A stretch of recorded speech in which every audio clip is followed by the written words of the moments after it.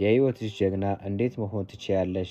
የህይወት ፈተና እንዴት ማለፍ እንዳለብሽ መመሪያ አልተሰጠሽም። የብዙ ሴቶች የራስን የማወቅ በራስ የመተማመን የጥንካሬ ጉዞ በእንቅፋት የተሞላ ነው። የራስሽ ጀግና የመሆን አቅም እንዴት እንደምትገነቢ በዚህ ቪዲዮ እናያለን። የህይወትሽ ጀግና መሆን ማለት ጥንካሬሽን መገንባት፣ ደፋር ምርጫዎችን ማድረግ፣ ለራስሽ መቆም፣ ስለ ሌሎች ሰዎች አስተያየት ቦታ ለመስጠት ማለት ነው። እንደ ሁልጊዜው ቪዲዮን ላይክ በማድረግ እንጀምር። እርምጃ ውሰጂ። በምትፈሪበት ጊዜም እንኳን ጀግና ሴቶች በፍጹም ትክክለኛ ጊዜን አይጠብቁም። በሚፈሩበትም ጊዜ እንኳን እርምጃ ይወስዳሉ። ፍርሃት የእድገት ተፈጥሯዊ አካል ነው። ነገር ግን ህልምሽን ከማሳደድ ፈጽሞ ሊያግድሽ አይገባም። አሁን ጀምሪ። ግቦችሽን ለማሳካት በየቀኑ ትናንሽ እርምጃዎችን ውሰጂ። ድፍረት ማለት የፍርሃት ስሜት አለመኖር ማለት አይደለም። ምንም እንኳን የፍርሃት ስሜት ቢሰማሽም ወደፊት መሄድሽን አለማቆም ማለት ነው። በውስጣዊ ጥንካሬ ሽመኚ። እያንዳንዷ ጀግና ሴት ራሷን የተጠራጠረችበት ጊዜያቶች አሉ። አብዛኛው ሴቶች በበቂ ሁኔታ ጥሩ እንዳልሆኑ፣ በቂ ጥንካሬ እንደሌላቸው ወይም በቂ እንዳልሆኑ ስለሚሰማቸው ራሳቸውን የመጠራጠር ትግል ውስጥ ይገባሉ። እውነታው ግን ጥንካሬ ማለት በፍጹም ድካም እንዳይሰማሽ ማድረግ ማለት አይደለም። እውነተኛ ጥንካሬ ማለት ድካም በሚሰማሽ ጊዜም ወደፊት መግፋት ማለት ነው። ውስጣዊ ጥንካሬሽን በመጠቀም በራስ መተማመንሽን ገንቢ። ለራስሽ ቅድሚያ ስጪ።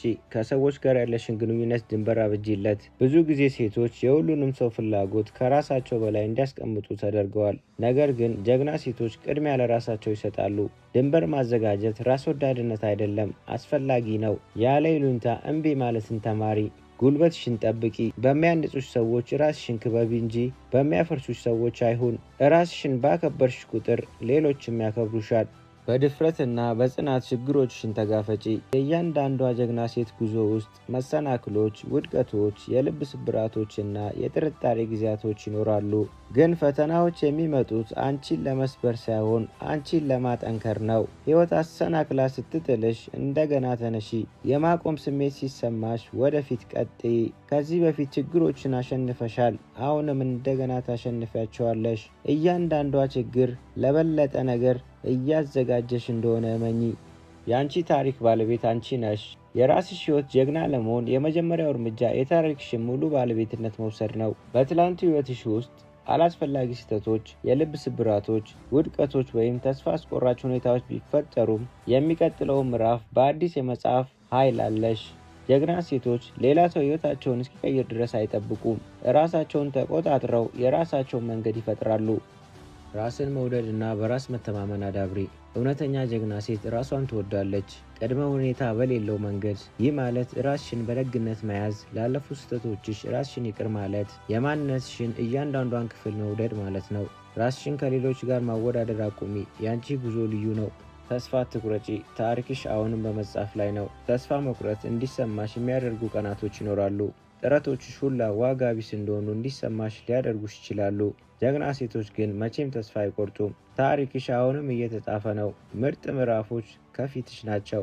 የህይወትሽ ጀግና መሆን በየዕለቱ በምታደርጊያቸው ምርጫዎች ውስጥ ናቸው። ስለዚህ ዛሬ ለራስሽ ቃል ግቢ። ቃልሽን እንደምትጠብቂ፣ ከሌሎች ማረጋገጫ መፈለግሽን እንደምታቆሚ፣ ጥንካሬሽን ሙሉ በሙሉ እንደምትቀበይ።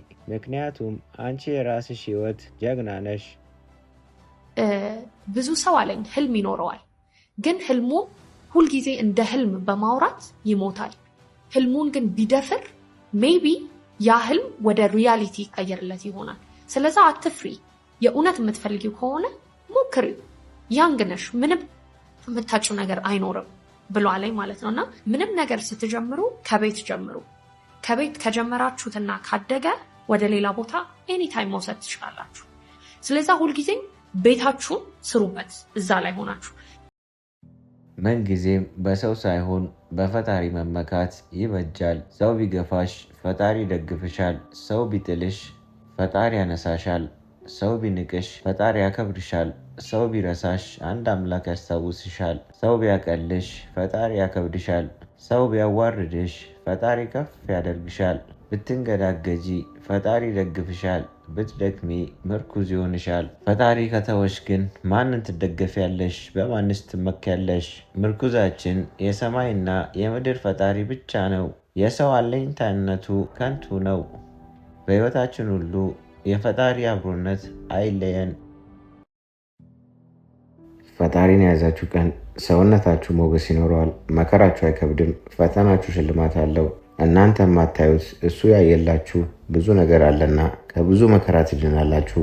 ተራራ ላይ ከቆመ ሰው ይልቅ ፈጣሪው ፊት የተንበረከከ ሰው ብዙ ያያል። ፈጣሪውን የያዘ ሰው ሚስጥር ይገለጥለታል። የሕይወት ጣዕምን ያውቃል። ጥበበኛና አስተዋይ ሰው ይሆናል። ፍቅርን ይረዳል። በትህትና የተሞላ ሰው ይሆናል። ካጣው ያለው ብዙ እንደሆነ በመረዳት በምስጋና ይሞላል።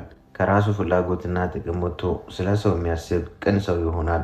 ከፈጣሪ ጋር ስትሆኑ ይበልጥ እውነተኛ ሰዎች እየሆናችሁ ስትመጡ ብቸኛ ሰው ትሆናላችሁ። በዚህ ጊዜ ፈጣሪ ብቸኛ ሰው ሊያደርጋችሁ ፈልጎና እየጨከነባችሁ አይደለም። አንዳንዴም በሕይወታችሁ ውስጥ ትልቅ ቦታ ሰጥታችሁ ከጎናችሁ ያሉትን ሰዎች በጭንቅ ጊዜያችሁ ጨካኝ የሚያደርግባችሁ ሰው አረኩት በእኔ ያለፈለት እያሉ እንዳይሳለቁባችሁና ለሰዎች ተለማማጭ እንዳትሆኑ እየጠበቃችሁ ነው። በፈጣሪ እገዛና በራሳችሁ ጥንካሬ እንድትቆሙ እንድትበረቱ በሰው ፊት አንገታችሁን እንዳትደፉ በመጠበቅ ስለ እናንተ ክብርና ታሪክ እየተጠነቀቀላችሁ እንደሆነ በሚገባ ወቁ። በከንቱ አትጨነቂ። አንዳንዴ አንቺ ስለተጨነቅሽ ብቻ የማትቀይሪያቸው ነገሮች አሉ። ሸክላው ራሱን ከሚያውቀው በላይ ጠፍጥፎ የሰራው ሸክላ ሰሪው ጠንቅቆ ያውቀዋል። ከአንቺ በላይ የሚያውቅሽና የሚያስብልሽ አምላክ አለሽ። በከንቱ መጨነቅ አቁሚ። የምትችይውን ሁሉ አድርጊ። ከዛ የሚገጥምሽን መራራ የሚሆን ጣፋጭ ነገር ለመቀበል ተዘጋጂ። ጀግና ሴት እንዲህ ነው የምታደርገው። ሰይጣን የሚያጠቃሽ አደጋ ስለምትሆኝበት ነው። ምክንያቱም አንቺ ውስጥ አንዳች ዋጋ ያለው ነገር አለ። አስታውሺ፣ ሌባ ባዶ ቤትን ሰብሮ አይገባም።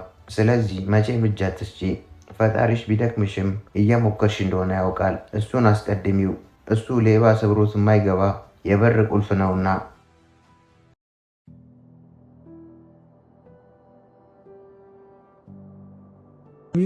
መልስ ሰጥቶ ይፈትን አምላክ ምን እንዳለ እንኳን አዘጋጅቶናል እኮ አይደል? ተናግሯል እኮ በዚህ ዓለም ሳላችሁ መከራ አለባችሁ፣ ግን አይዟችሁን ያለምን አሸንፋለሁ ብሏል። አባ ጳውሊ እጅግ ድንቅ ቃል አለው። ከመከራ የሚሸሽ ከእግዚአብሔር ይሸሻል። ስለዚህ መከራና ፈተና ማለት እግዚአብሔርን የማይበት እግዚአብሔር ከኔ ጋር እንደሆነ ማውቅበት ነገር ነው ብሎ ማመን። አሁን ይሄ ማወቅ ነው እያወራን ያለው ማወቅ ማመን ያስፈልጋል። ክርስቲያን እንደሆነ የሚያምን ሰው በምንም ታምር አባትነቱን ቢያጣ እንደ ኢዮብ ሁሉ ነገርን ብታጣ ደስታን አታጣ። እኔ እንደውም በዚህ ጉዳይ በጣም ሲነሳ እጅግ የሚደንቀኝ አንድ ታሪክ አለ። አንድ አባት እየዞሩ መነኮሳቱን እያለቀሱ እግዚአብሔር እኮ ተወኝ እያሉ ያለቅሳሉ። እንዲህ ምን አድርገህ ምን አይነት ኃጢአት ሰርተህ? ኧረ እኔ ምንም አላጠፋሁም። ሁሉም የሚጠይቁት መነኮስ ያንን ሰው ምን አይነት ኃጢአት ሰርተህ ነው? እና ጠይቆ ሄድና አበምኔቱ ጋር ሄዳል፣ ዋናው የገዳም አባት ጋር እና አባቴ እግዚአብሔር እኮ ተወኝ ብለው ሲያለቅሱ ምን አጥፍተህ ነው አይደለም እንደ ሌሎች አሉት። እንዴት አወቃሉት? ይሄው አመቱ ሙሉ መከራ የለም፣ በጤና ነው የምኖረው፣ መራብ መቸገር የለም። እግዚአብሔር ሆይ እግዚአብሔር ትቶኛል አባቴ ሲላቸው እሳቸው ራሱ አለቀሱ። እና መከራ ውስጥ ያላገኘውን ችግር ውስጥ ያላገኘውን እግዚአብሔር የዓለም ተድላና ደስታ ውስጥ አታገኙም። እና ክርስቲያን መሆናችን ማሰብ እጅግ በጣም ትልቁ ነገር ነው። ለመከራና ለፈተና ያለን አመለካከት ከቀየርን በትክክል ህይወታችን ይቀየራል።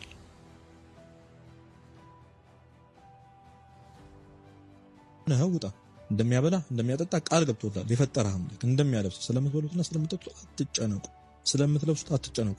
ቃል በቃል የሰማነው ይሄ አንዳንዴ ይገርመኛል።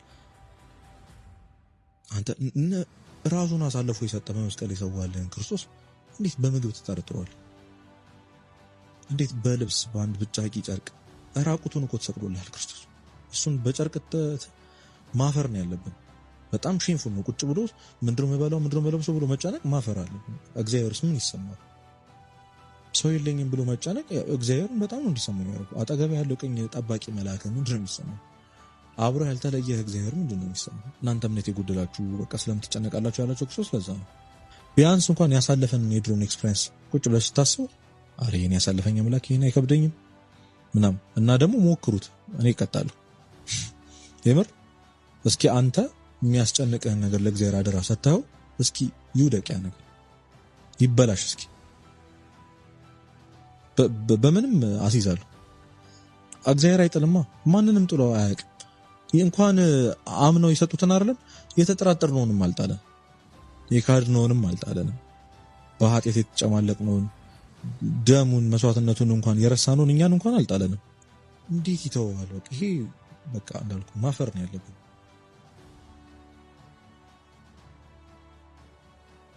አንዱ ምን አለኝ? እግዚአብሔር ቸር ነው፣ የጠየቅነውን ሁሉ አልሰጠንም። አስባሽታል? የጠየቅነውን ሁሉ ቢሰጠን ነው ያውቃል ምን እንደሚያስፈልገን ያውቃል።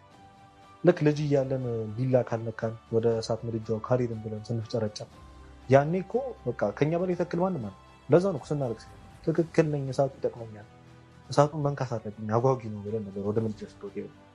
ግን ያው እናታችን ስለምትወደድ ቅፍ አድርጋ ታነሳናለች። አባታችን ይከለክላል። እግዚአብሔር ልክ አሁን ባለህ እውቀት አንተ ህፃን፣ እግዚአብሔር አባት ሁሉን ነገር የሚያውቅልህ እሱ፣ የትኛው እሳት እንደሆነ የትኛው ውሃ የሚያውቅልህ እሱ። ለዛ ይከለክላል። ቸር ነው፣ የጠየቅከውን ሁሉ አይሰጥም። በህይወታችሁ ውስጥ ምንም ነገር ሲፈጠር የተፈጠረውን ነገር በጸጋ ተቀበሉት። ካልተቀበላችሁት እናንተን ይረብሻችኋል። ካልተቀበላችሁት ህይወታችሁን ያበላችኋል። በጸጋ ተቀበሉት። ምንም ነገር ይሁን፣ ድህነት ይሁን፣ ህመም ይሁን፣ የቤተሰብ ክራይሲስ ይሁን፣ ፋይናንሻል ክራይሲስ ይሁን፣ ማንኛውም የተፈጠረው ነገር መጀመሪያ በጸጋ ተቀበሉት። ከዛ ከጀርባው ያለውን ጥበብ ለመረዳት ሞክሩ። ከዛ ነገሩን ሃንድል ማድረግ የምትችሉበትን መንገድ ዘርኩ እንጂ ችግሩ ላይ ተኝቶ ማልቀስ መፍትሄ አይደለም። ችግሮች ሲመጡ ዓላማቸው እኛ ውስጥ ግሬት ሂድን ፖቴንሻል አለ። ታውቃላችሁ ለምንድን ነው አምላክ የሚፈትነን? ባይዘው ለምንድን ነው የሚፈትነን? አላህ ጌታችን የሚፈትነን ለመሰለ የሰው ዘር በአጠቃላይ there is a hidden potential የተደበቀ እምቅ የሆነ ጉልበት አለው ሰው። ማንኛውም ፈተና እዚህ ምድር ላይ ሆኖ ብላችሁ ማንኛውም ፈተና ከሰው ልጅ ውስጣዊ ፖቴንሻል ጉልበት በታች ነው። ደግሞአለሁ፣ ማንኛውም የምድራችን ፈተና ከሰው ልጅ ውስጣዊ ጉልበት ከሰው ልጅ ውስጣዊ ጥንካሬና ኃይል በታች ነው። we have the hidden potential power ውስጥ የተደበቀ ኃይል አለን። ፈተና ሲመጣ ያ የተደበቀውን ኃይል ገልጦ ያሳያል። ፈተናን አትፍራ። ምንም ፈተና ነገን ፈርተው ዛሬ የሚረበሹ ሰዎች አሉ። no you need to have the right kind of thought process ትክክለኛውን አስተሳሰብ ስለ ህይወት ሊኖር ይገባል። እኔ እንደ ሃይማኖት ሰው ብቻ አይደለም ማለት የእምነትም ጉዳይ ብቻ አይደለም ነገር ህይወትን ስትኖር እንደ ኢትዮጵያዊ አንተ ልታይ የሚገባው ነገር ችግር ትላንትም ችግር አይታል። አንዳንድ ጊዜ በጣም አታካብድ ህይወትን እንትን አትበለው፣ አታጨናንቀው ራስህን። ትላንትም ችግር ውስጥ ነበርክ አንተ፣ እኔም ትላንት ችግር ውስጥ ነበር፣ ዛሬም ችግር ውስጥ ነህ አንተም እኔም፣ ነገም ችግር አለ።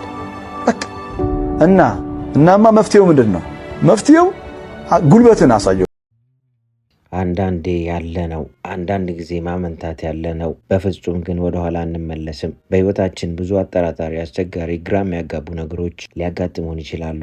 እነዚህን አጋጣሚዎች የህይወታችን አንዱ አካል እንደሆኑ በመረዳት ለሚያጋጥሙን ፈተናዎች፣ መሰናክሎች እጅ ባለመስጠት ወደፊት እንቀጥላለን እንጂ መቼም እየተጠራጠርን አንኖርም። አንዳንድ ጊዜ ተስፋ መቁረጥ ያለ ነው። በፍጹም ግን አናቆምም። አንዳንዴ ምንም ብንለፋ ምንም ብንሰራ የሞከርነው ነገር ሁሉ አልሳካ ይለናል።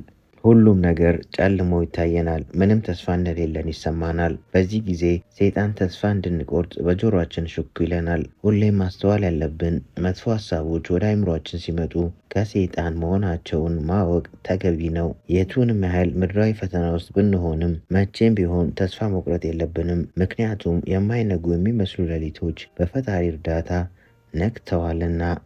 አንዳንድ ጊዜ መሸነፍ ያለ ነው። በፍጹም ግን ህይወት ከምትሰጠን ጦርነት አንሸሽም። በህይወታችን አንዳንዴ ፈተናው ከባድ ይሆናል። ከአቅማችን በላይ የሆነ ዱላ ያርፍብናል። ያን ጊዜ እንሸነፋለን። ያ ሽንፈት ግን የህይወታችን መጨረሻ ማለት አይደለም። ከወደቅንበት ቦታ እንነሳለን፣ እንደገና እንሞክራለን። ምክንያቱም ነገ ሌላ ቀን ነውና። አንዳንድ ጊዜ መድከም ያለ ነው። በፍጹም ግን ዝለን አንወድቅም። የሰው ልጅ ነንና አንዳንዴ እንደክማለን። ይሄ ድካም ግን ካሰብነው ካለምነው እቅዳችን ወደ ኋላ ያስቀረንም። በውስጣችን ያለው አምላክ ከድካማችን በላይ እንደሆነ እናውቃለንና።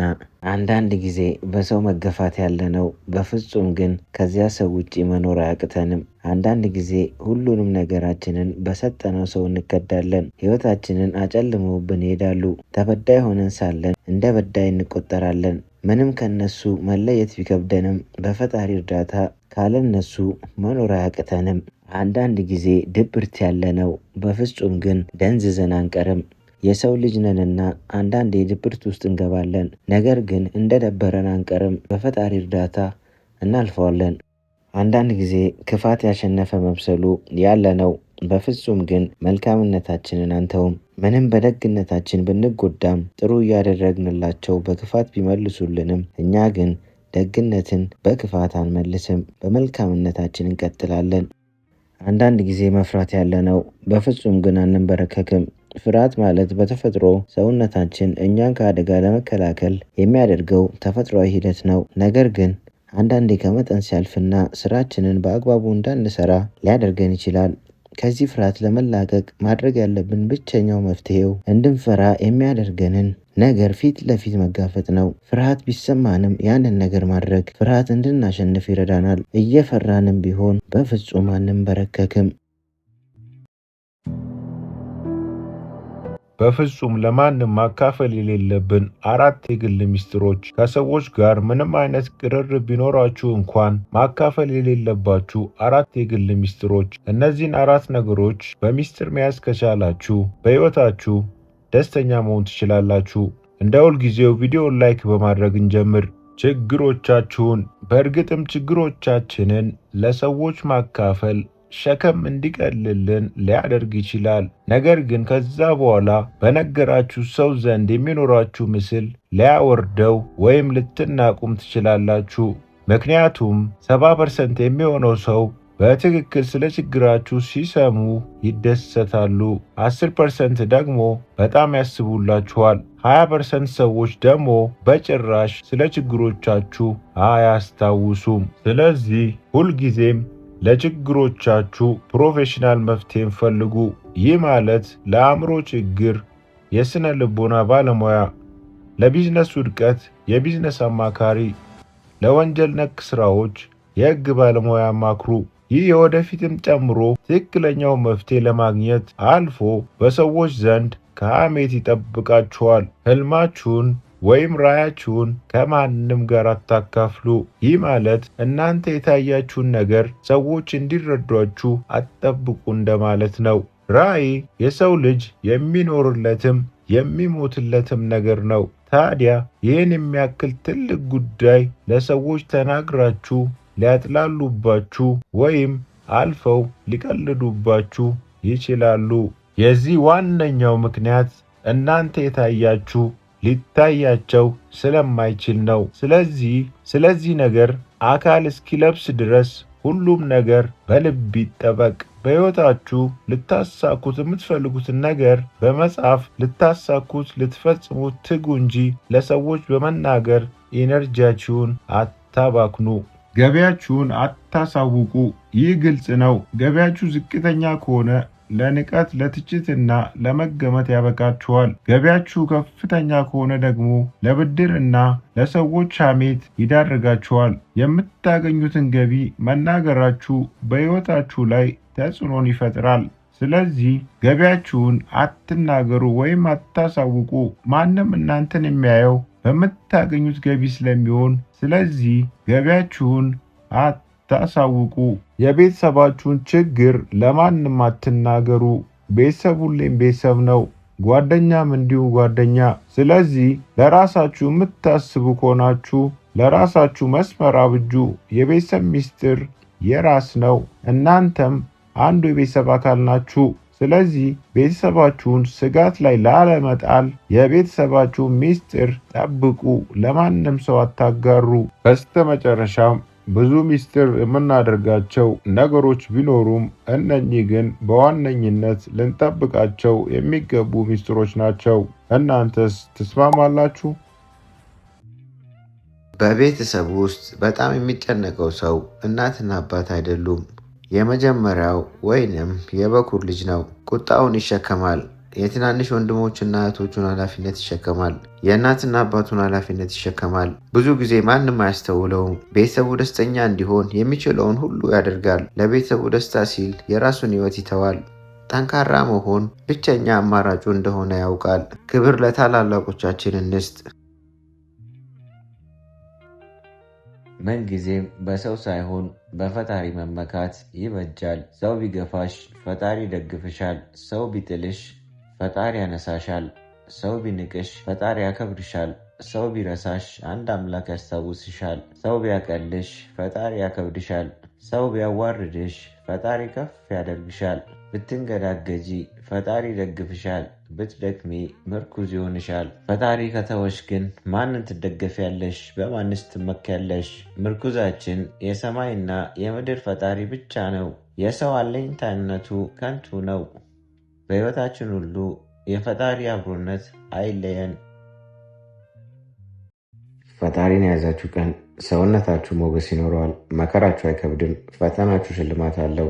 እናንተ የማታዩት እሱ ያየላችሁ ብዙ ነገር አለና ከብዙ መከራ ትድናላችሁ። ተራራ ላይ ከቆመ ሰው ይልቅ ፈጣሪው ፊት የተንበረከከ ሰው ብዙ ያያል። ፈጣሪውን የያዘ ሰው ሚስጥር ይገለጥለታል። የሕይወት ጣዕምን ያውቃል። ጥበበኛና አስተዋይ ሰው ይሆናል። ፍቅርን ይረዳል። በትህትና የተሞላ ሰው ይሆናል። ከአጣው ያለው ብዙ እንደሆነ በመረዳት በምስጋና ይሞላል።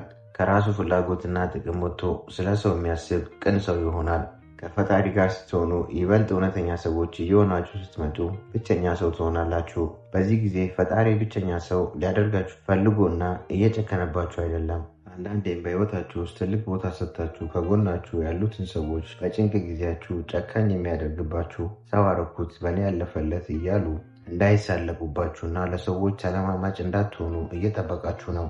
በፈጣሪ እገዛና በራሳችሁ ጥንካሬ እንድትቆሙ እንድትበረቱ በሰው ፊት አንገታችሁን እንዳትደፉ በመጠበቅ ስለ እናንተ ክብርና ታሪክ እየተጠነቀቀላችሁ እንደሆነ በሚገባ ወቁ።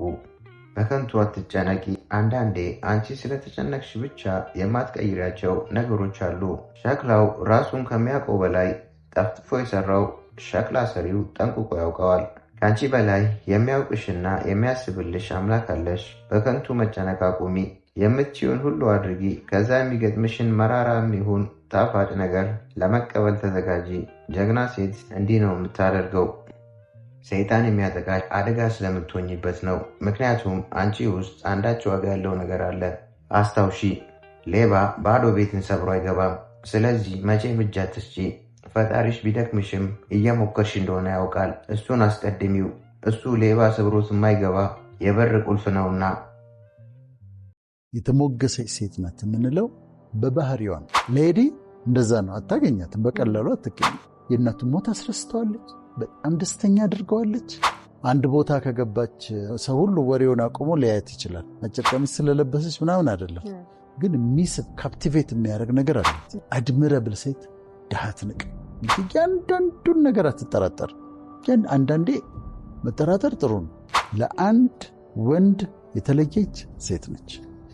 እንደገና ድንግል መሆን ትችላለች። ቨርጂኒቲ ባይ ሪፔንታንስ የሚባላል።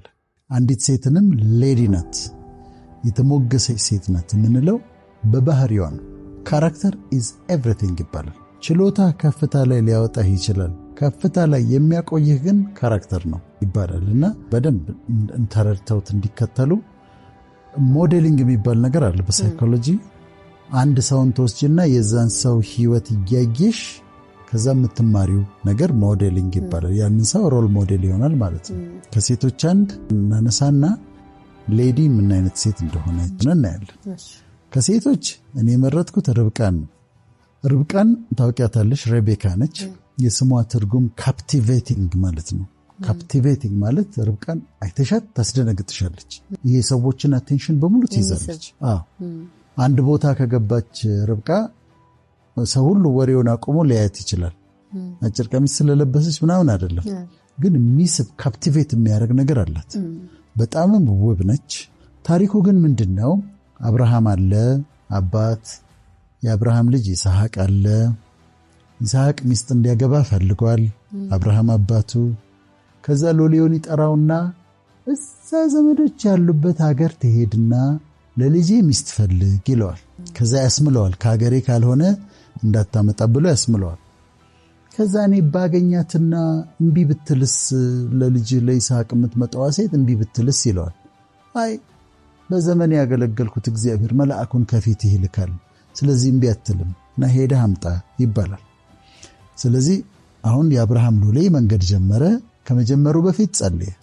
በቃ ለጌታዬ ልጅ የምትሆነዋን ሚስት እንዳገኝ እርዳኝ ብሏል።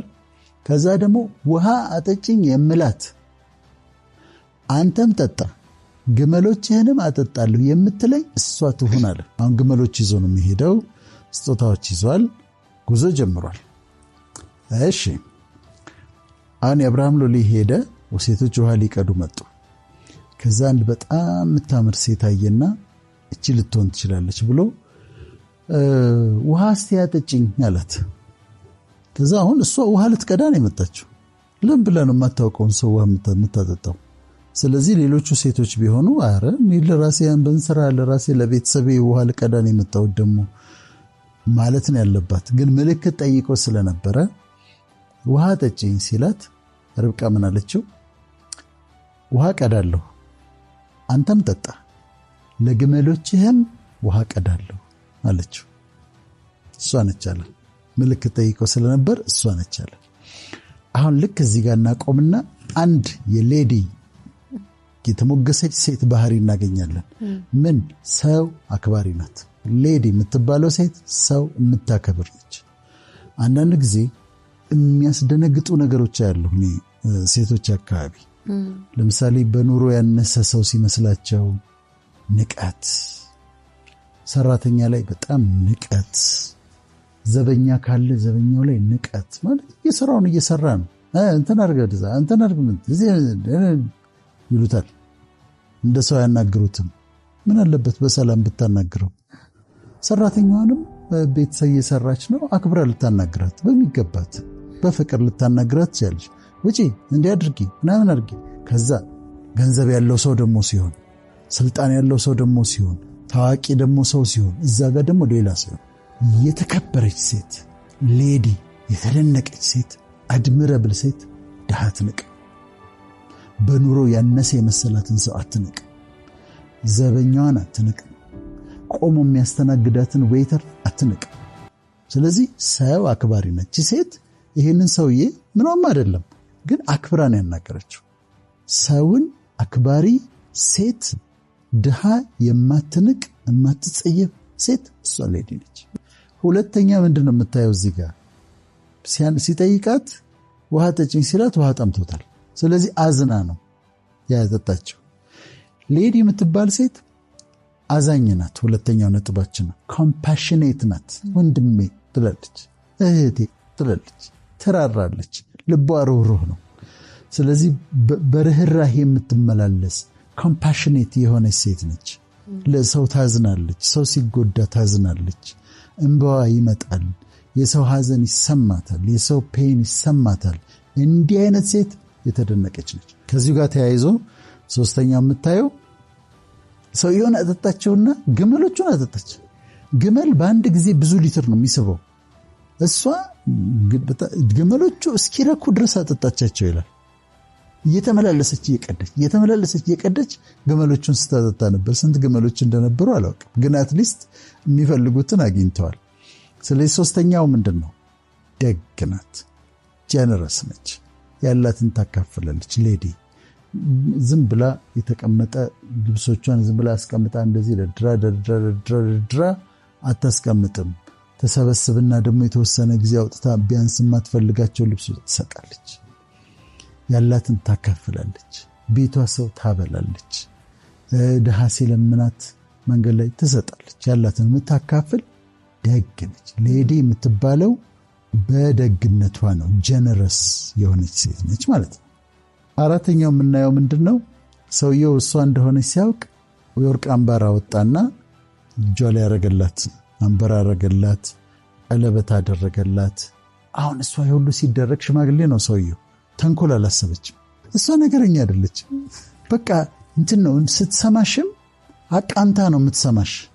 እንዲህ ማለት ፈልገሽ ነው ፊት ለፊት አትናገሪም እንዴ?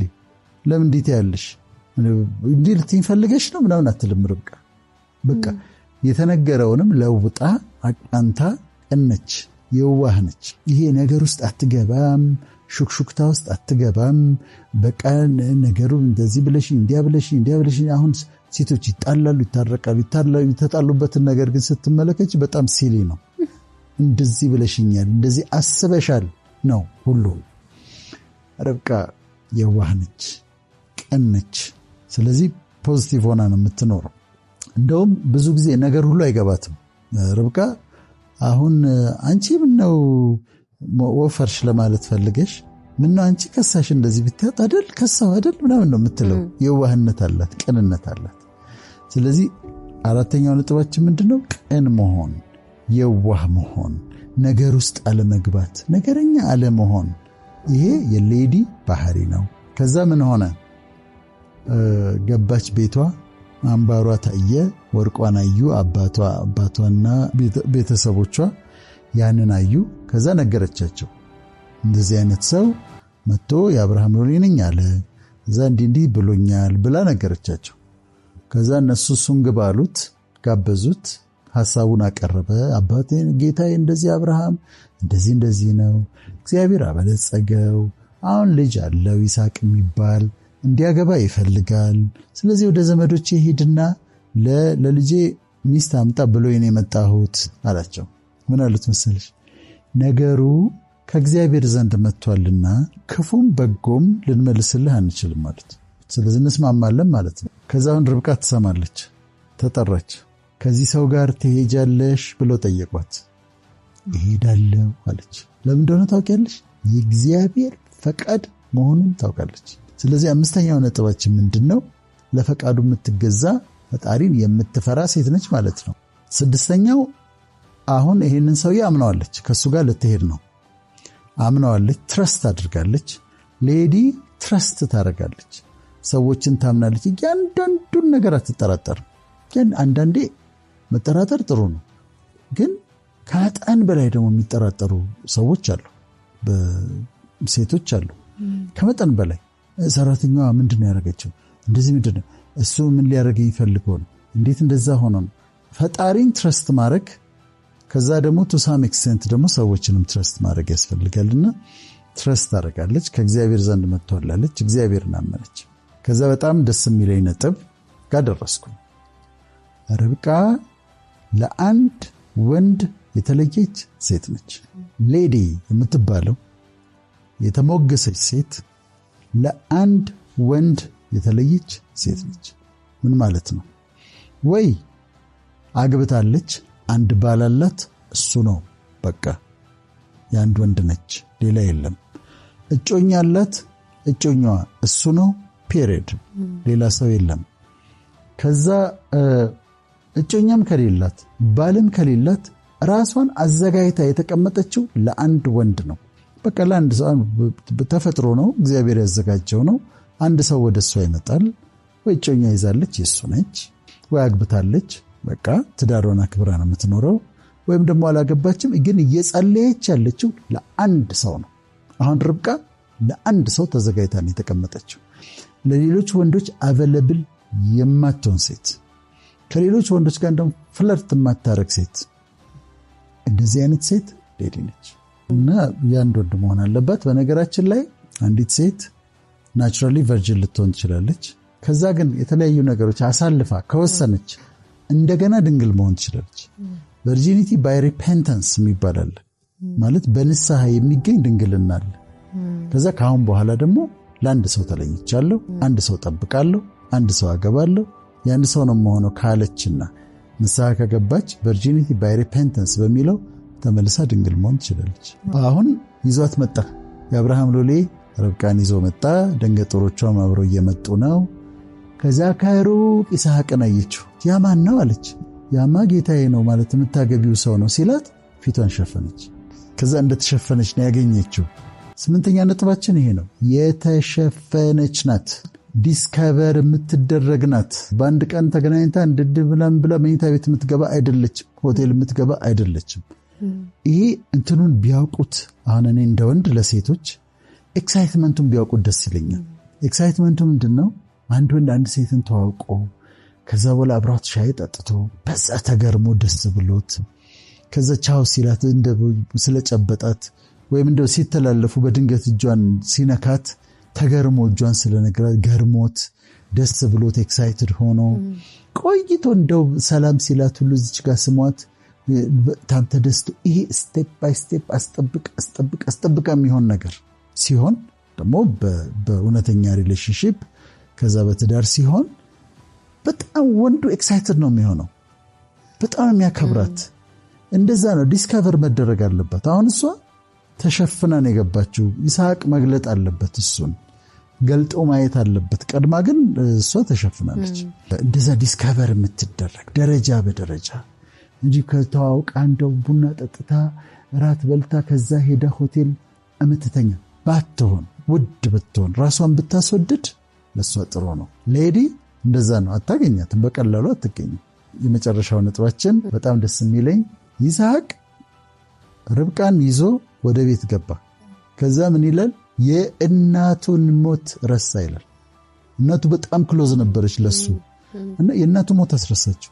ረጅም ዘመን ያዘነበትን የእናቱን ሞት ረሳ። ምን ብታረገው ነው? እንዴት ምን አይነት ሴት ብትሆን ነው? በቃ የእናቱ ምትክ ሆናለች። ሐዘኑን አስረስተዋለች። አዲስ ጅማሬ ሆናለታለች። በጣም በጣም አስደናቂ ነው። የእናቱን ሞት ረሳ ይላል። አብርሃም ከአንድ በላይ ሴቶች አግብቷል። የራሱ የይስሐቅ ልጅ ያዕቆብ 4 ሴቶች አግብቷል። እነ ዳዊት 10 ምናምን ሚስቶች አግብቷል። ይስሐቅ አንድ ሚስት ነው ያገባው። ርብቃን አገባ። ሌላ ማንም አላስፈለገውም። ዓለሙ ሆነችለት፣ ዓለም ሆነችለት። ከዛ በቃ ሌላ ይችላል እኮ መብቱ ነው እኮ በዛ ዘመን እኮ ይፈቀዳል። አልፈልግም፣ አላገባም። የእናቱን ሞት አስረስተዋለች። በጣም ደስተኛ አድርገዋለች። እና ሌዲ እንደዛ ነች፣ ሐዘን የምታስረሳ ነች እንጂ ደግሞ ዝም ብላ እየተጨቃጨቀች ደግሞ ሐዘንሽን የምታመጣ መሆን የለባትም።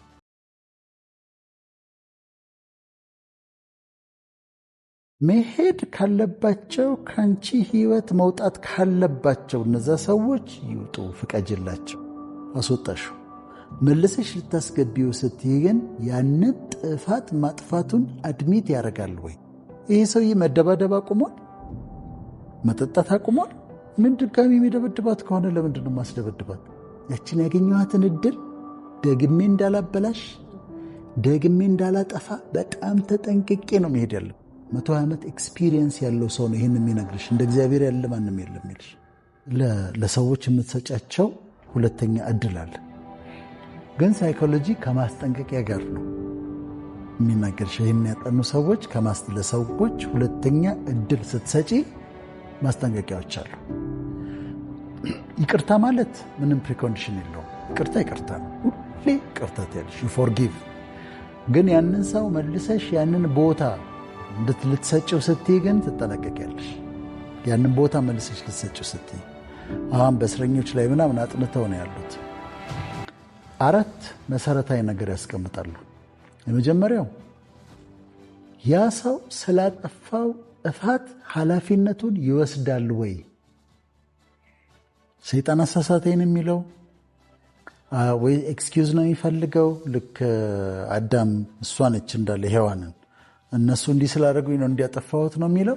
ወይስ በትክክል አጥፍቻለሁ፣ የኔ ጥፋት ነው፣ አይም ሪስፖንስብል፣ ለዚህ ጥፋቴ ነው፣ አድሚት አደርጋለሁ፣ ጥፋቴን እቀበላለሁ ይላል ወይ? ቦታ ደግመሽ ልትሰጪው ስትያንን ሰው ለምሳሌ አንድ ካምፓኒ ያለሽ እንበል፣ ከባድ ጥፋት አጠፋብሽ፣ አስወጣሽው። መልሰሽ ልታስገቢው ስትይ ግን ያንን ጥፋት ማጥፋቱን አድሚት ያደርጋል ወይ? ወይ እጮኛሽ ከሆነ ስህተቱን ያምናል ወይ? ማጥፋቱን ያምናል? አንድ የሚታየው ይሄ ነው። ሁለተኛ የባህሪ ለውጥ አምጥቷል ወይ?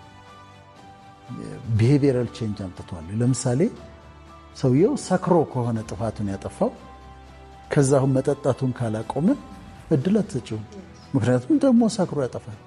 ሰከንድ ቻንስ አትሰጪውም። ተደባዳቢ ሆኖ ከሆነ ጥፋቱን ያጠፋው አሁንም እድል አትሰጪውም። ለምሳሌ አንዲት ሴት እጮኛዋ ተደባዳቢ ነው እንበል፣ ደበደባት ጥሎ። ከዛ ይሰበሰብና ሰው ሁለተኛ እድል ስጪው እባክሽ ይቅርታ አድርጊለት ይላታል። ይሄ ሰውዬ መደባደብ አቁሟል? መጠጣት አቁሟል? ምን ድጋሚ የሚደበድባት ከሆነ ለምንድን ነው ማስደበድባት? ስለዚህ ሰከንድ ቻንስ ለመስጠት ኮንዲሽኖች አሉ። ይሄ ሰው መጠጡን አቁሞ ከሆነ መደባደቡን አቁሞ ከሆነ አስባበት ሰከንድ ቻንስ ሰጠዋለች። ስለዚህ የባህሪ ለውጥ ያስፈልጋል። ኃላፊነቱን መውሰድ አለበት። ሶስተኛ የምታየው ተጸጽቷል ወይ? ይሄ ሰው ባደረገው እቺ ሴት ወይም ይሄ ሰው ባደረገው ነገር ሁለተኛ ዳግም እድል የምሰጠው ተጸጽቷል ወይ ሪሞርስፉል ነው ወይ ሪግሬት አድርጓል ማድረግ አልነበረብኝም በፍጹም አጥፍቻለሁ በቃ እንዴት አደረኩት ብሎ ተጸጽቷል ያንን ቼክ ማድረግ አለብሽ ያለበለዚያ ደግሞ ሊያጠፋ ይችላል የሆነ ነገር ሰርቆሽ ከሆነ ደግሞ ሌላ ነገር ሊሰርቅሽ ይችላል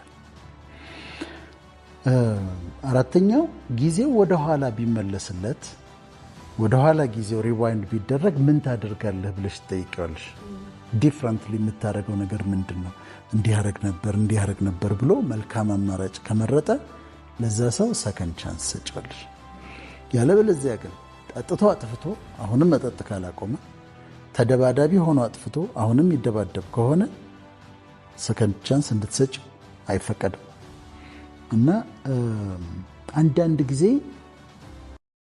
ሰዎች ከህይወትሽ ሊወጡ ሲሉ you should let them go መሄድ አለባቸው if they have to go let them go ይሄ ድርቅ እንላለን ግን አቢዩዘርስ ይሆናሉ ኔጌቲቭ ሰዎች ይሆናሉ ደጋግመው የሚጎዱሽ ይሆናሉ እና መሄድ ካለባቸው ካንቺ ህይወት መውጣት ካለባቸው እነዛ ሰዎች ይውጡ ፍቀጅላቸው let them go if they have to go let them go እና ይሄን ማድረግ ያለብን ጊዜ ይኖራል በፍቅርም ግንኙነት ምን ይባላል if you love something set it free ይባላል if you love something set it free if it comes back it's yours if it doesn't it never was አንድ ነገር ከወደድሽው ልቀቂ ተመልሶ ከመጣ ያንቺ ነው ተመልሶ ካልመጣ ቀድሞውንም ያንቺ አልነበረም if you love something set it free if it comes back it's yours if it doesn't it never was ይላሉ እና አንዳንዴ ሰዎች ከህይወታችን መውጣት ያለባቸው ሲሆኑ we should let them go ቶክሲክ የሆኑ ደጋግመው የሚጎዱን ሁሌ ኔጌቲቭ የሆኑ አጠገብሽ ተቀምጣ ሁሉ ጊዜ አንቺን ጥፋት ጉዳት የምትፈልግ ከጨኛሽ ጋር የምታጣለሽ ከሰው ጋር የምታጣለሽ ነገርሽን እንደምታበላሽ ከሆነች let her go she has to go ይሄንን አንዳንዴ ማድረግ አለብን ከዛ እነዚህን ክራይቴሪያዎች ካየን በኋላ ግን ሰከንድ ቻንስ ስንሰጥ ይሄን ካጣራሽ በኋላ በጣም መልካም ነገሮች ደግሞ አሉ በሳይኮሎጂ ጥሩ ነገሮች አሉ አንደኛ ኢሞሽናል ቤኔፊት አለው ደስታ ይሰጣል አሁን የቶማስ ኤዲሰንን አስቢው ለዛ ልጅ መልሶ ሲሰጠውና ሳይሰብር ወስዶ አስቀምጦ ከዛ በኋላ ሲመጣ ምን አይነት ሰው እንደሚሆን አስቢውና እርካታ አለው ለሰዎች ሰከንድ ቻንስ ሁለት ዳግም እድል ስትሰጫቸው በጣም እርካታ አለው ደስታ አለው ሁለተኛ ሰዎች ይለወጣሉ ወደ መልካም በተለይ አጥፍተው ሁለተኛ እድል ስትሰጫቸው ከዛ ከተለወጡ በጣም ጥሩ ሰዎች ይሆናሉ በጣም ጥሩ ሰዎች እኔ አንድ ባለትዳሮች አውቃለሁ ድሮ የሆነ ነው 20 ዓመትና ሚስትየው አጠፋች ማለት ከባድ ጥፋት ነው ያጠፋችው የኃጢአት ነገር ውስጥ ነው የገባችው በስሙን ላለመጥራት ነው ስለሚከብደኝ ከዛ ልትፈታት ትችላለህ አሉት ቸርች ውስጥ ነበረ ልትፈታት ትችላለህ መብትህ ነው ይሄ የተረጋገጠ ነገር ነው አሉት አልፈታትም ይቅርታ አደርግላታለሁ አለ ከዛ ከባድ ውሳኔ ነው ግን የሱ የግሉ ውሳኔ ነው በኋላ ትዳራቸው ቀጠልና ባሪያ ሆነችለት የመጨረሻ መልካም ሴት ሆነችለት እስካሁን ድረስ 20 ዓመት በጣም ተዋደው ይኖራሉና አንደርስታንድ አድርጓት ይቅርታ ስላደረገላት ነው እና ሰዎች ይለወጣሉ ሁለተኛ እድል ከሰጠሻቸው በኋላ በጣም የተለወጡ ላንቺ ደግሞ እጅግ መልካም ያን ለማካካስ ብለው መልካም ሰዎች ይሆናሉ ሁለተኛ እድል ሰጫቸው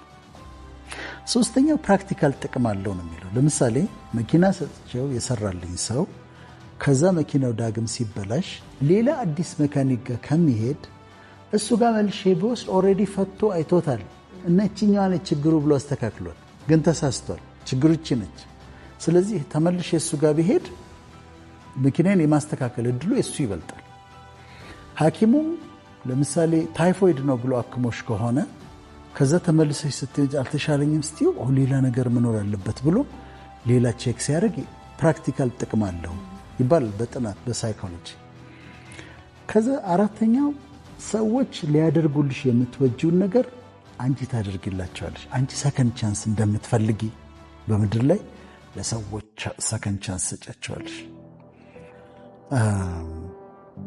አንድ በጣም ወደው አባባል አለ። ምን ይላል መሰለሽ? what you make happen for others will happen to you ይላል። what you make happen for others will happen to you። ለአንቺ መልካም ነገር እንዲሆንልሽ ለአንቺ ሳመቻችልሽ ለእኔ መልካም ነገር ይሆንልኛል። አንቺ ለከሌ ጥሩ ነገር እንዲሆን ለስታመቻች ለአንቺ ይሆንልሻል።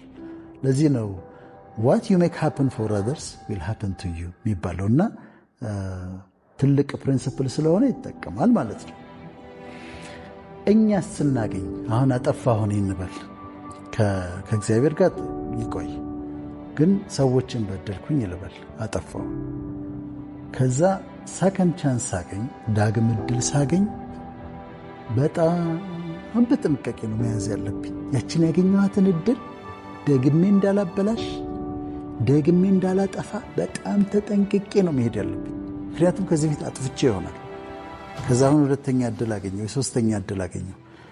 አጥፍተን አበላሽተን ሁለተኛ ሶስተኛ እድል ስናገኝ በጥንቃቄ ከበፊቱ የበለጠ በጥንቃቄ ልንይዘው ይገባል። ምክንያቱም ሰዎች ከሁለት ጊዜ በላይ ከሰከንድ ቻንስ በላይ ላይሰጡሽ ይችላሉ። አንዴ ይቅርታ ያደርጉልሻል፣ ከዛ ሊሉ ይችላሉ።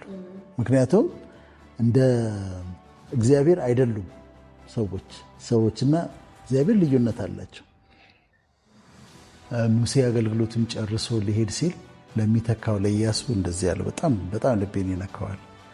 ይሹሩን ሆይ በሰማያት ላይ ለረድኤት በደመናት ላይ እንደሚራመድ እንደ እግዚአብሔር ያለ ማንም የለም ማለት የህይወት መመሪያ ነው። እንደ እግዚአብሔር ያለ ማንም የለም። የተናገረው ሰው ማን ነው? ሙሴ። እድሜው ስንት ነው? 120 ዓመት።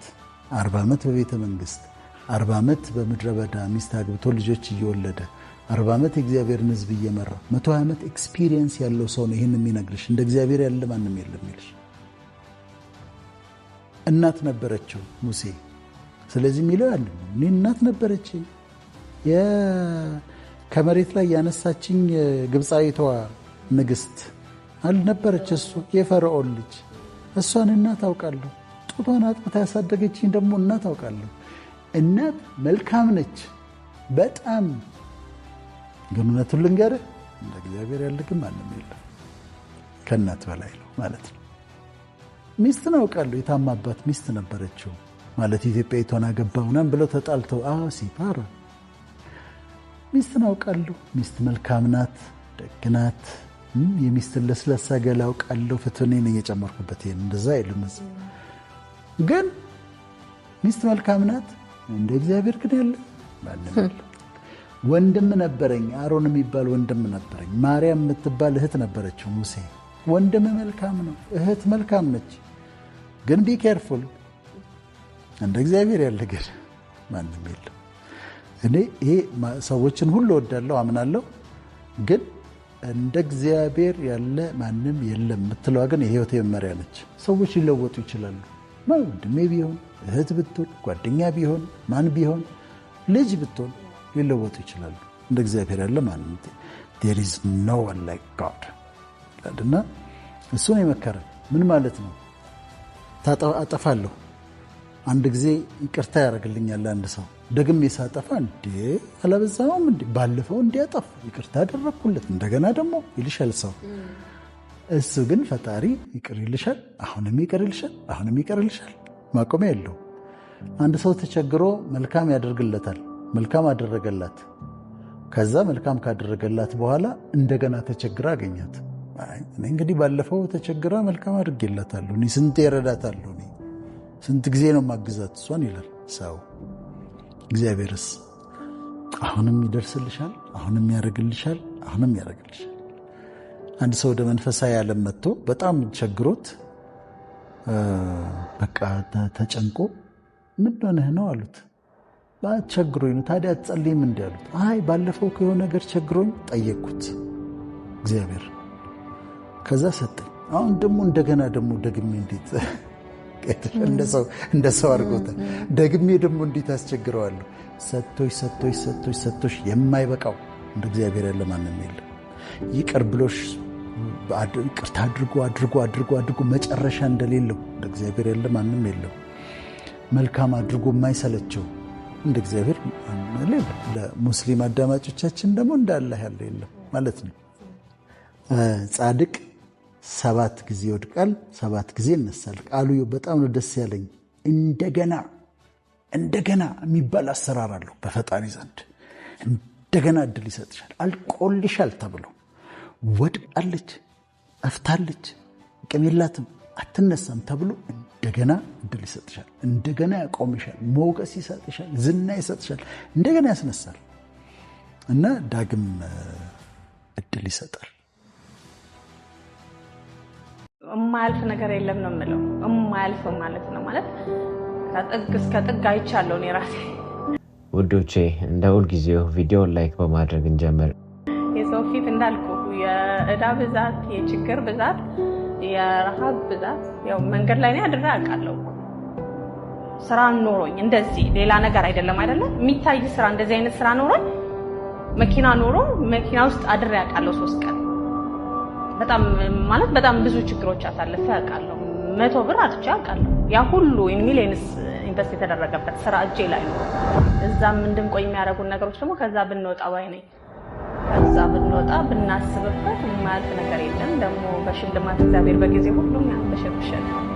ሰው ሁኔታን መቀበል ስለማይችል ነው በሁኔታ የሚጎዳው።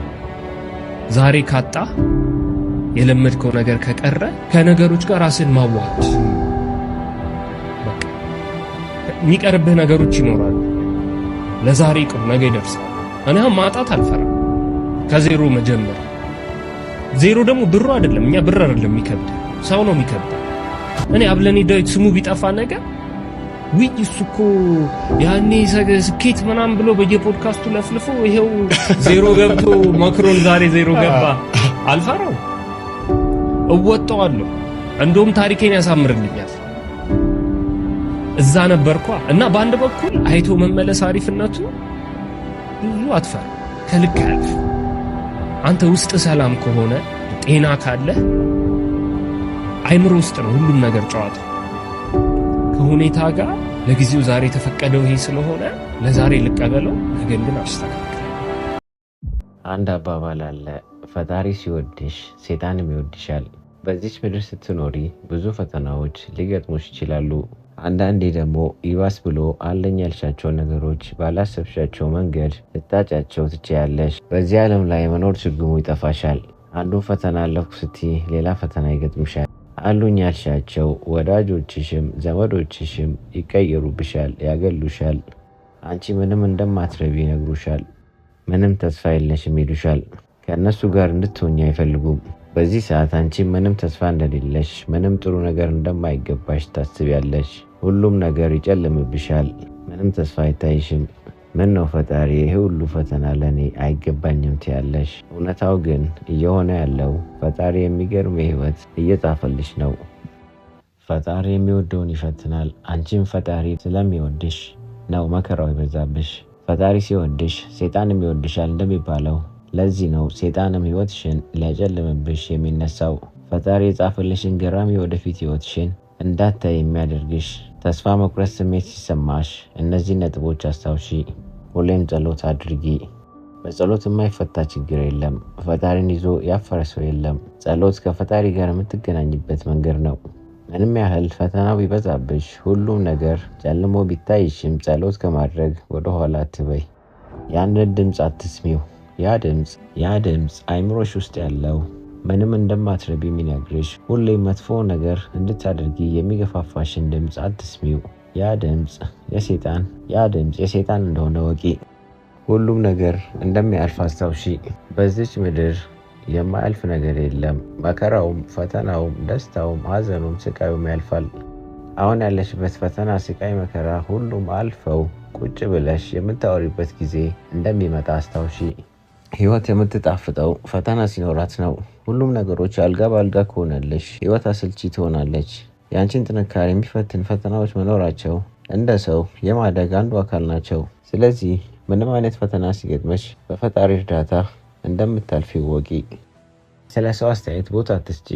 ፈጣሪሽን የሚያስከፋ ነገር አታድርጊ እንጂ ሰው ምን አለኝ እያልሽ ራስሽን አታጨናንቂ። የሰው ልጅ እንደሆነ የፈለግሽው ነገር ብታደርጊም ስለ አንቺ ከማውራት ወደኋላ አይልም። መቼም ቢሆን ደግነትሽና ንጹህ ልብሽን አትቀይሪው። ምንም በዙሪያሽ በክፉ ሰዎች ብትከበቢም ደግነትሽና ንጹህ ልብሽን አትቀይሪው። ክፋትን በክፋት አትመልሺ። ምንጊዜም ቢሆን ከክፋት ደግነት ይሻላል። ውስጣዊ ኃይልሽን መጠቀም አትርሺ። ማንኛውም የምድራችን ፈተና ከውስጣዊ ጉልበትሽ በታች ናቸው። እጠቅመዋለሁ። ማንኛውም የምድራችን ፈተና ከውስጣዊ ጉልበትሽ በታች ናቸው። በውስጥሽ ፈጣሪ የሚገርም ኃይል ሰጥቶሻል። እሱን ኃይል መጠቀም ካወቅሽበት የትኛውንም የምድር ፈተናዎች ማለፍ ትችያለሽ። ሕይወት ብዙ ጊዜ የሚከብዱ መሰናክሎችን ትሰጥሻለች። ነገር ግን አስታውሺ፣ መቼም ብቻሽን አይደለሽም። እግዚአብሔር ከጎንሽ ሆኖ በጣም ጨለማ ጊዜዎችን እንኳን ወደ እድገት እድሎች ሊለውጥ ይችላል። ፈጣሪ አቅምሽን ያውቃል። ምን ያህል ጠንካራ እንደሆንሽ ያውቃል። የትኛውም የምድራችን ፈተናን እንደምታልፊ ያውቃል። ምንም ፈተናው ቢበዛብሽ መቼም ተስፋ አትቁረጪ። ሁሌም ቢሆን ፈጣሪን አስቀድሚ። ፈጣሪ ሲወድሽ ሰይጣንም ይወድሻል። ይሄን መቼም አትርሺ። እነዛን አትችይም አትረቢም የሚሉ ድምፆችን አትስሚ። እነሱ ድምፆች የሰይጣን መሆናቸውን አስታውሺ። ፈተና ሲበዛብሽ ማድረግ ያለብሽ ነገሮች። ፈተና በዝቶብሻል። ሰዎች ያለ ምክንያት ይጠሉሻል። በሰዎች ዘንድ መጠላት፣ መገለል እንዲሁም መገፋት ሲደርስብሽ ማድረግ ያለብሽ 11 ነገሮች። እንደ ሁልጊዜው ቪዲዮ ላይክ በማድረግ እንጀምር። በተረጋጋ መንፈስ ነገሮችን አጥኚ። በጭንቀትና በክፋት ውስጥ ሆነሽ መፍትሄ ልታመጪ አትችይም።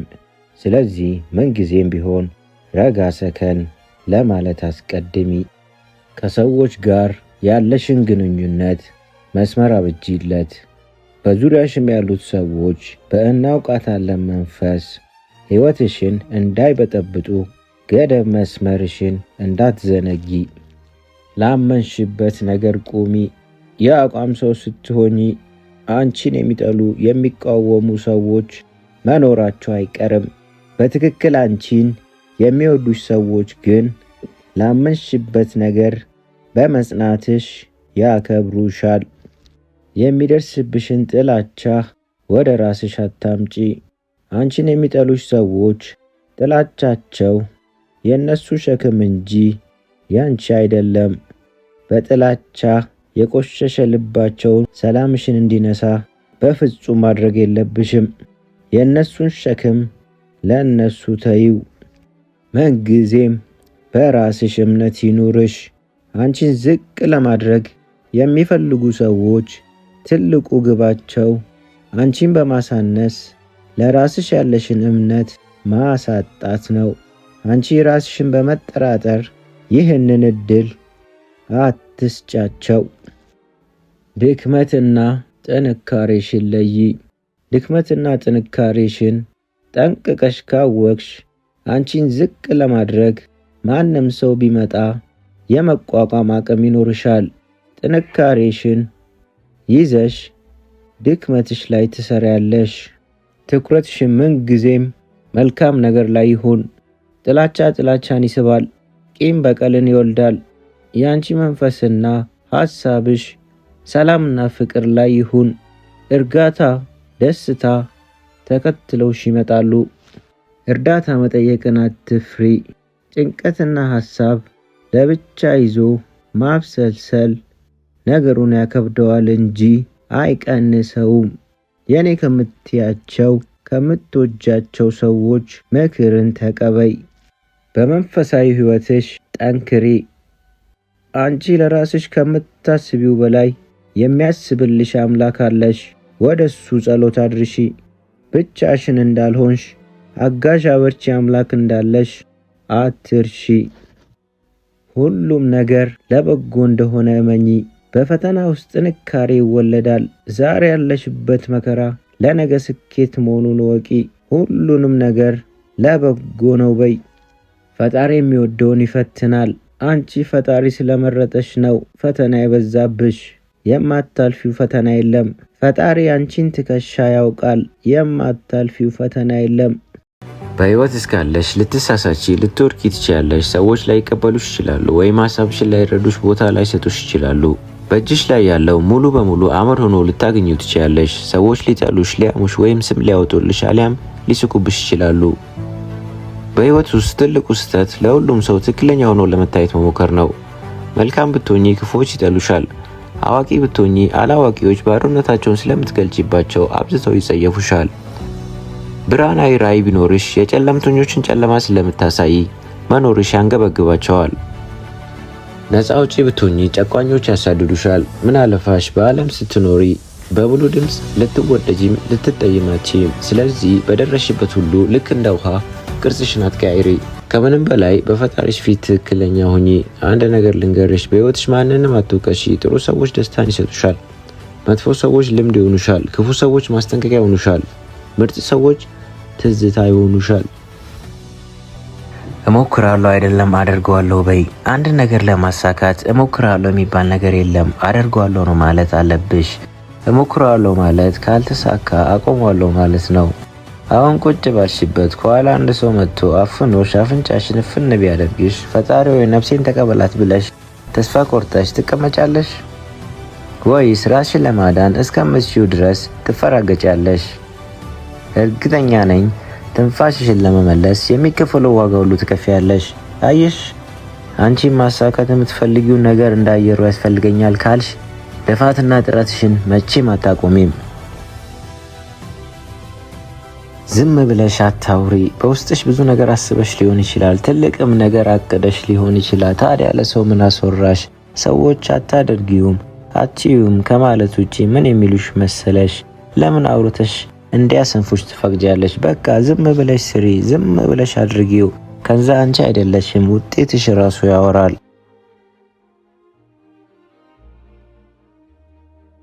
ለራስሽ ያለሽው ራስሽ ብቻ ነሽ። በደስታሽ ሰዓት በሰዎች ተከበሽ ይሆናል፣ በደጉ ጊዜሽም እንደዛው። ግን ችግር በመጣብሽ ሰዓት እነዛ ለደስታሽ ጊዜ አብሮሽ የነበሩ ሰዎች አብሮሽ የሚሆኑ ይመስልሻል? አትሸወጂ፣ በሰዎች አትተማመኚ እህቴ። ለራስሽ ያለሽው ራስሽ ብቻ ነሽ። ሰው ለኔ ያለ ከሚል ከንቱ ሀሳብ ወጥተሽ ሊያቆምሽ የሚችለውን መሰረት ገንቢ።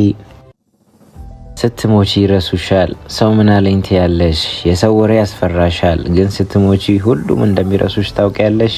አታውቂም። ብታውቂማ ነገ ለሚረሳሽ ሰው ዛሬ አትጨነቂም ነበር። ለሚያወሩብሽ ተልካሻ ወሬዎች ጊዜ አትሰጪም ነበር። ጥሩ ነገር እንዳታይ፣ ካለሽበት ከፍ እንዳትይ አሳስሮ ያዘሽ እሱ እኮ ነው። እህቴ እስከ ዛሬ ያበከሹ ጊዜ ይበቃሻል። ሰው ምን አለኝ ማለትሽን ትተሽ አሁኑኑ ስራሽን ጀምሪ። ለማን ብለሽ አንገትሽን ትደፊያለሽ? እስከ መቼ ነው የሰዎችን ደስታ እያየሽ ምትኖሪው? እስከ መቼ በሰዎች ኑሮ ትቀኛለሽ? መች ነው የራስሽን እውነተኛ ደስታ የምትፈጥሪው? መች ነው ያንቺን እውነተኛ የስኬት ኑሮ የምታሳኪው? ጊዜ እስኪመቻች እየጠበቅሽ ከሆነ አትሸወጂ። ከምቾት ቀጠና ወጥተሽ ህልምሽን ከግብ ለማድረስ ጣሪ። ያኔ ልፋትሽ በራሱ ሲከፍልሽ ታያለሽ። ከጎደለሽ ያለሽ ይበልጣል። አሁን በዚህ ሰዓት ሆስፒታል ለችግሩ የተሰለፈ ሰው አለ። አሁን በዚህ ሰዓት ምንም አይነት ብርሃን የሚያይ ሰው አለ። አሁን በዚህ ሰዓት ሁለቱም ጆሮቹ የማይሰሙ ምስኪን ሰው አለ። እነዚህ ሰዎች አንቺን ቢያዩ እንዴት እንደሚቀኑ አስበሽው ታውቂያለሽ? በጎደለሽ ትንሽ ነገር ማማረርሽን ትተሽ በተሰጠሽ ብዙ ነገር አመስግኚ። እንደ ቃሉስ ከሄድን እስትንፋስ ያለው ያመስግን አይደል የሚለው? አንቺ ከእስትንፋስ ውጪ ስንት ነገር ተሰጥቶሻል። በይ ማጉረምረሙን ትተሽ በምስጋና ቀንሽን አብሪው።